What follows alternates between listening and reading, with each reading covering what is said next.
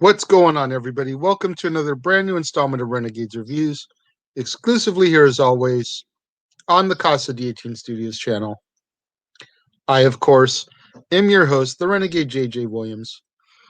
And at the top of the hour today, you heard me discuss Ocean's 11 with George Clooney, Brad Pitt, Matt Damon, Andy Garcia, Julia Roberts, etc. And today is a very special double feature day on Renegades Reviews, as now I am going to discuss the original film from 1960, the original Ocean's 11, starring Frank Sinatra, Dean Martin, Sammy Davis Jr., Peter Lawford, Joey Bishop, collectively better known as the Rat Pack, along with Norman Fell, Angie Dickerson, Cesar Romero, and many, many others. What's going on, everybody? Thank you for joining me here today for a special double feature day on Renegades Reviews. And it's been a while since we've done a double feature day. The last one I did was the very beginning of February, when I covered both versions of Beaches. And I figured today was as good a time as any to do another one, cover both versions of Ocean's 11. It's Trilogy's month, so obviously I had to do the remake first because that one is actually the first in a trilogy.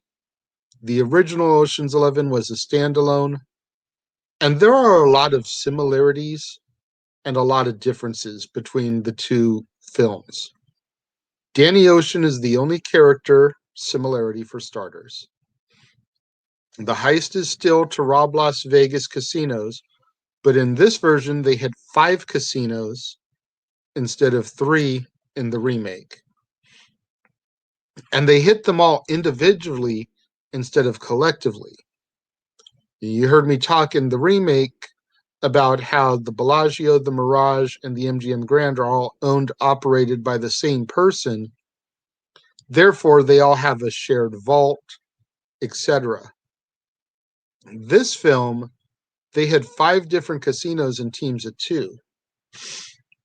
So it makes it a little bit more difficult to try to time everything perfectly. In this film, the team are former World War II brethren, members of the 82nd Airborne Division, and his team, Danny, Jimmy, Sam, Josh, Tony, Mushy, Roger, Vince, Curly, Peter, and Lewis. They all reunite to hit the Sahara, the Riviera, the Desert Inn, the Flamingo, and the Sands hotels and casinos in Las Vegas. And as our film progresses, the team plans the operation with the precision of a military operation, because that's their background. You know, these guys aren't regular common thieves. They're a military team.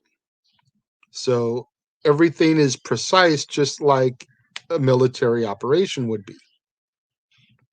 They intend to make their hit on New Year's Eve, and Josh gets a job driving a garbage truck, while the others get jobs in the aforementioned 5 casinos, placing them on the inside in order to get information and intel. Again, much like the remake, they need to know patterns, they need to know placements, they need to know what rooms and doors lead to where, so that when New Year's Eve strikes, they can carry their plan out with no problems. One team member plants demolition charges onto a transmission tower and rewires the electrical systems in the casinos. When the clock strikes midnight on New Year's Eve, the tower blows and the entire Las Vegas Strip goes dark, giving the men time to go inside the cages, rob the cage cashiers, and dispose of the loot inside of the hotel trash cans for Josh to come and pick up in the garbage truck. Josh, in his role as garbage man, is very easy to get past the police blockades that are set up because they're looking for civilians. They're checking regular cars that are coming through town. Anything suspicious there. They're not going to be looking for trash trucks, buses, fire trucks, any of those type of city vehicles. That's no one would suspect a garbage truck. So he gets past the police blockade and he gets out of the area with the haul. And everything seemingly goes perfectly according to plan until team electrician Tony collapses in the middle of the Las Vegas Strip, proceeds to die of a heart attack. Considering the place where the heart attack happened and the time of the death, the police involvement is quick.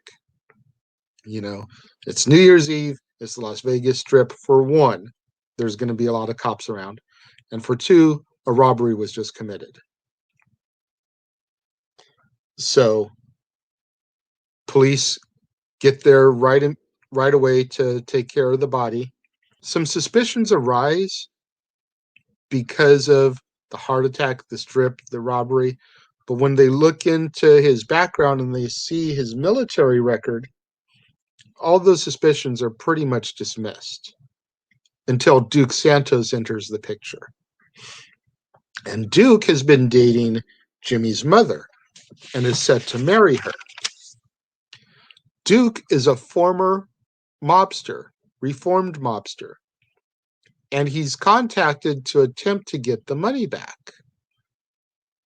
He wants to, the casino owners figure that if they were robbed, maybe it would take a mobster to be able to get that money back. So Duke negotiates, and he's going to get 30% of the haul in order for his assistance and everything. Now, due to the precision and organization of the robbery, Duke immediately thinks there was mob involvement. So he calls some of his underworld connections, only to find out that nobody knows anything. It isn't until Jimmy's mother, Duke's fiance, mentioned that she happened to bump into Jimmy and Danny there in Vegas, as well as information that Duke receives from the police regarding Tony's death and his military record, the fact that Tony served in the 82nd Airborne along with Jimmy and Danny. Duke begins to piece the puzzle together. Duke goes to confront Danny, and Sam just happens to be there as well, and Duke demands half the score in return for his silence. Out of desperation, the men hide the money in Tony's coffin, under the assumption that it's about to get shipped to his ex-wife in San Francisco. What they didn't count on, though, is that the funeral director has talked Tony's ex-wife into holding the services right there in Vegas, having members of the Vegas American Legion be pallbearers and give him the ceremony that he deserves, the military ceremony right there in Vegas. So the plan backfires as Tony is cremated along with the remaining money which was stuffed in his coffin. Our film draws to its conclusion with the 10 remaining members walking the Las Vegas Strip, somber about their friend's death, and nothing to show for the heist that they just committed.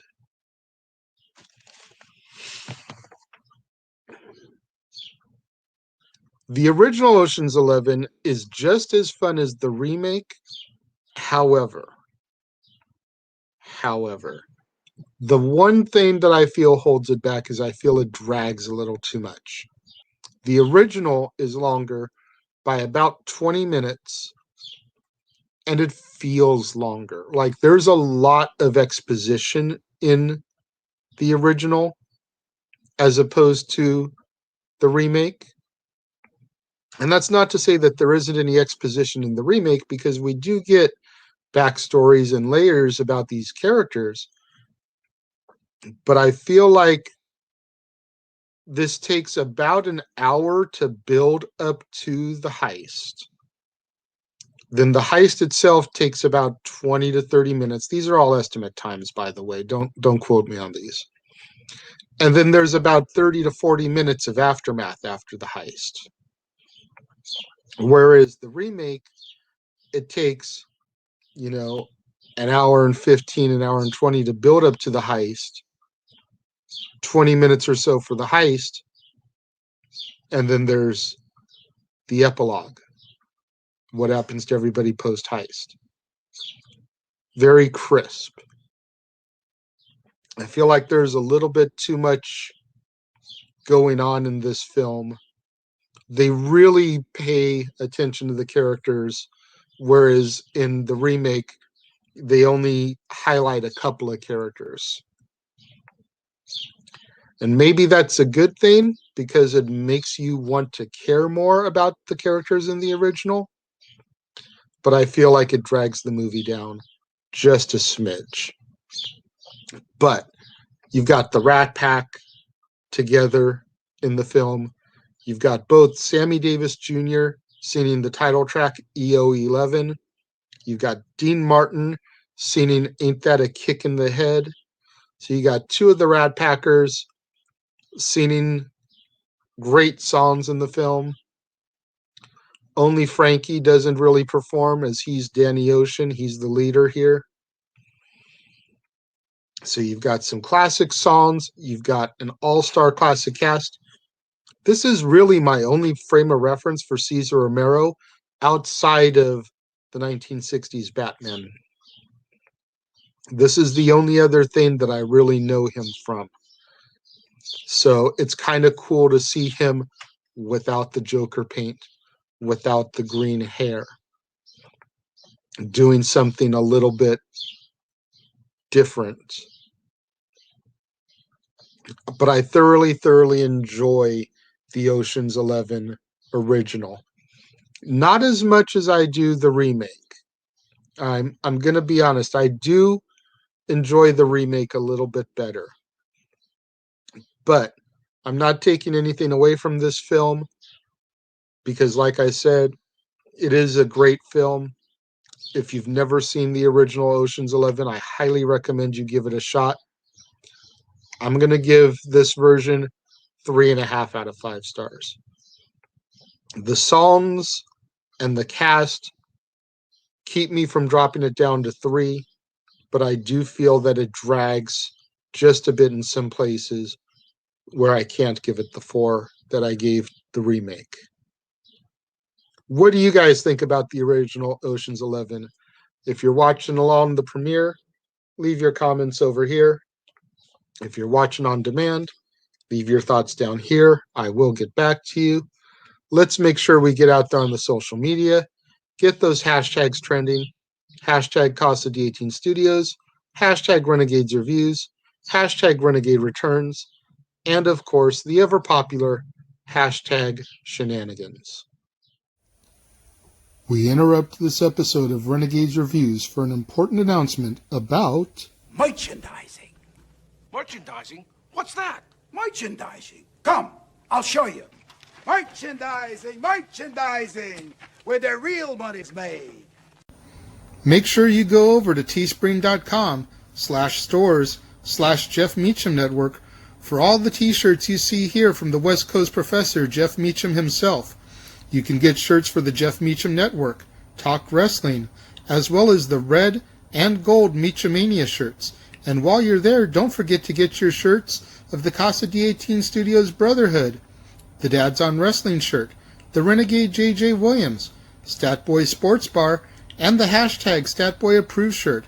Make sure you go over to teespring.com/stores/Jeff Meacham Network and score your shirts today. Don't forget to get out there. Do what that commercial just told you. Go to teespring.com/stores/Jeff Meacham Network. Get you all your merchandise of the Casa D18 Studios Brethren. your Stat Boy Sports Bar shirt, your Renegade JJ Williams shirt, Dad's Not Always on Wrestling, hashtag Statboy approved.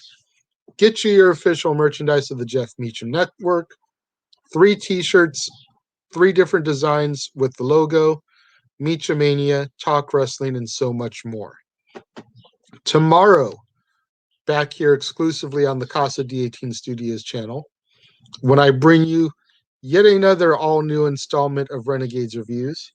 Make sure you tune in as I cover from 2004, the sequel to the remake of Ocean's 11, Ocean's 12, with George Clooney, Brad Pitt, Matt Damon, Julia Roberts, Bernie Mac, Elliot Gould, Scott Kahn, Casey Affleck, Eddie Jemison, Don Cheadle, Shaobo Quinn, Carl Reiner, Catherine Zeta-Jones, Andy Garcia, Eddie Izzard, Bruce Willis, and Albert Finney.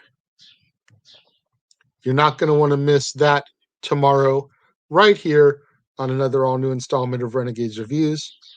Thank you to my loyal fans for tuning in. I appreciate each and every one of you, and I will see you guys next time.